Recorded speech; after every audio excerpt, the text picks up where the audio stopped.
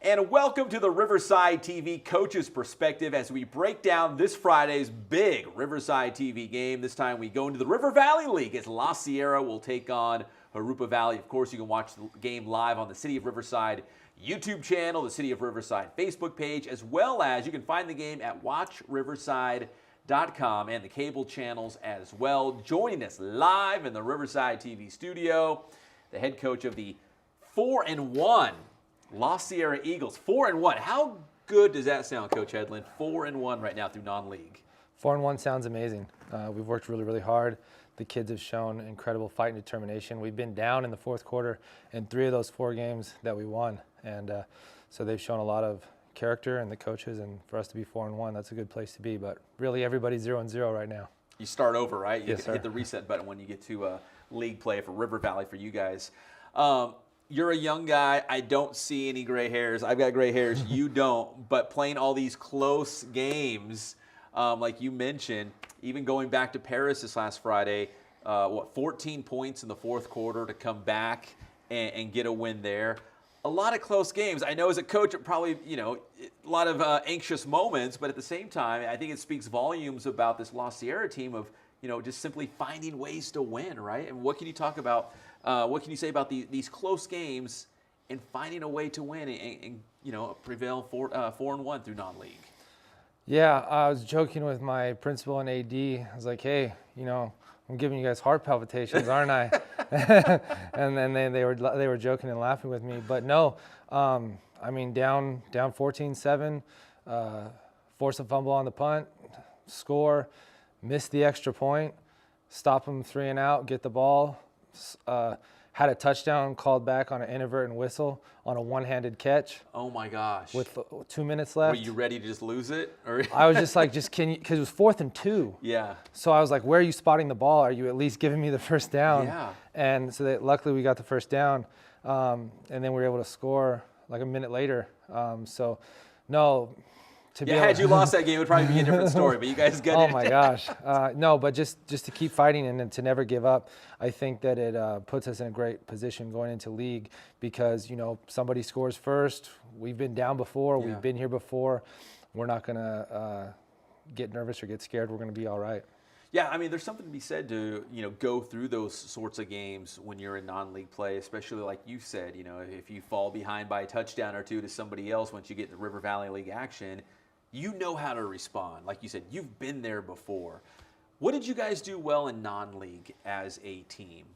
Some positives here. I would think the first thing that we start with is our defense. Defensive coordinator Drew Smith, he has called a great non-league schedule. He's done a great job. Our linebacker coaches, we have 3 of them. Joseph Scott and then Kevin and Michael Hedlund, my younger brothers, are on the staff. And our play defensively has been really good. Against Paris, we put ourselves in some really bad positions with some turnovers and some mistakes. And, our defense practice is sudden change. In practice, we'll be doing one drill and then sudden change right to Team D. And our kids have responded to that. And so there was 3 times that Paris was in the red zone and didn't score. And I give the credit to our defensive staff and our kids. That's probably the best thing we've done in non-league play has been our defensive play. Yeah, and those smaller victories inside of the game, like you said, stopping Paris a couple times. Ultimately, when you look back in hindsight, it was probably the difference in the game, right? Obviously the 2 fourth quarter touchdowns helped, but those defensive stops as well. Yeah, no, without those plays, without those, forced turnovers. I think we had 3 turnovers on Friday night defensively. We would not have won the game. We did not run the ball like we normally do. Our offense was Andre Thomas. The kid had 10 catches for 176 yards, and the one-handed catch on 4th down with the inadvertent whistle. Sure. So that could have been, because that was a 30-yard touchdown. It would have been 200 yards. So Now, Coach Hedlund, you could be a great coach. You could have a great coaching staff, but you still need dudes, right? As they say, dudes on your team. You just mentioned Andre Thomas. Can you talk about what he brings offensively to your team? Because I mean, he's a nightmare for defenses. He's super quick. You can put him at receiver. You can probably put him in a lot of different places. As long as the ball's in his hands, he's going to make a play. Yeah, for a kid like him, it's all about touches. You Yeah. just want to get him the ball. We have a senior QB that was very effective last season, and Bryce does a good job of getting the ball into Andre's hands. And then we have a few other kids. You want to call them dudes. Yeah. Seth Morgan is our right guard. I think he's the best offensive lineman in the league. We have gotten great play from about 6 other kids that have rotated in through the offensive line. The unsung heroes. We have 2 guys that don't get many touches, but they both scored this season. They're the tight end and like a hybrid back, plays fullback, wingback. Vincent Serrato is our second leading receiver, and then Jacob Ayala, senior, like I said, hybrid wingback guy. He caught the second touchdown against Bloomington when we were down 27-7. Came all the way back in that one. We scored right before halftime, and they block. That's their job. They're like glorified guards most of the time. But And you only talk about when they miss the block, right? Yeah. So they're, like you said, the unsung hero, right? Yeah, we Julius Hicks, obviously he's running for about 90 yards a game or whatever it is, but we wouldn't be able to do that without the play of our offensive line. Joseph Alvarez, Ron Contreras, Tony Escalante, George Gonzalez, Jacob Ruiz, and then obviously Seth Morgan, and then the tight end wing guys to put us in position to score. Now you open up River Valley League play this Friday. It's the Riverside TV Game of the Week, taking on the Jaguars. What's the keys against Jurupa Valley? And obviously, you probably want to build a little confidence, a little momentum, right, as you go into RVL action, maybe get that first win as you really get into the teeth of the schedule here. A couple important things. One, we've never started 1-0 in River Valley League play since I've been at La Sierra.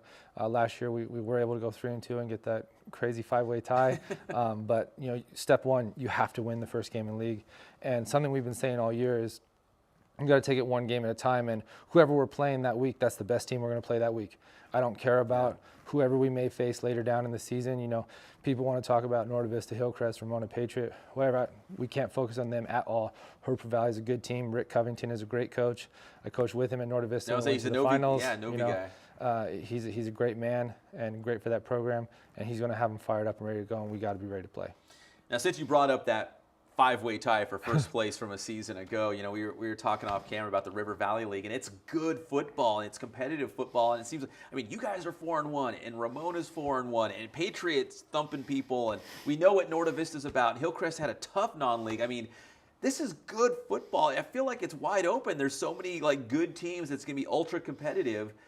Again, you can't look too far down the road, but just across the board, the River Valley League's probably never been better, right? No, I can't imagine another time when it would have been better.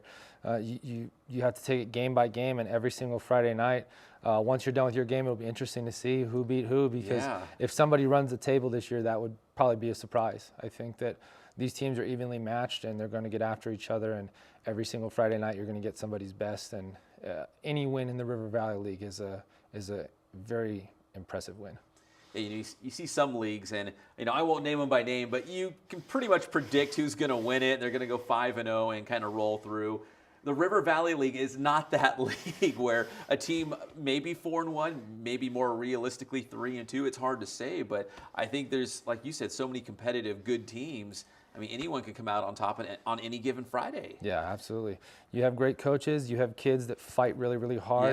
Yeah. I think just the area that the River Valley League brings kids from, you just have tough, hard-nosed kids that run the football, that block, that tackle, and you have coaches that believe in that. And you have to come ready to play every single week, or somebody's going to run you over. And that's what's going to be coming. And you touched on it, like telling your players, hey, we've got to focus on Jurupa Valley on Riverside TV this Friday. Don't worry about Novi, Hillcrest, anyone else. Worry about Jurupa Valley, because, again, just getting that win every single Friday night, go, what's the cliche, 1-0? Go 1-0 that week, and then build on for the next, We kind of even take it a step further.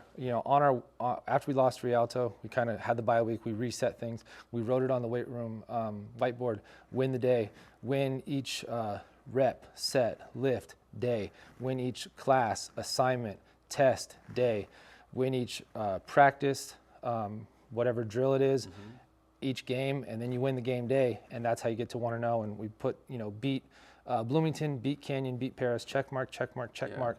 Next one up is beat Jurupa, because that would be 4 in a row, and it would be 1-0. So that's the goal. And La Sierra's never won their River Valley League opener? I think they did before I was there, but not Okay. since your regime. Not since we've Which been the River there. Valley League's not that old, Yeah. to be honest. Yeah. You know, I think Roni went 5-0 in like 14 or 13 or whatever that was.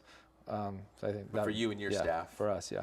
Well, it's the Riverside TV Game of the Week. La Sierra taking on Jurupa Valley, excuse me. You can watch it again live on the City of Riverside YouTube channel, City of Riverside Facebook page. Also find the game at watchriverside.com and, of course, the TV cable channels as well. Coach Gary Hedlund. Coach, it's always good to see you. Thank you. Nice to see And you too. again, 4-1, a great start to the season, and taking on Jurupa Valley this coming week on Riverside TV. And then it's going to get really good as we come down the stretch here in league play. Are you just excited about the prospects of challenging for a league title here? It's been the goal. Yeah. It's the goal. You got to beat the team that's in front of you, and it's the only way you're going to achieve the goal.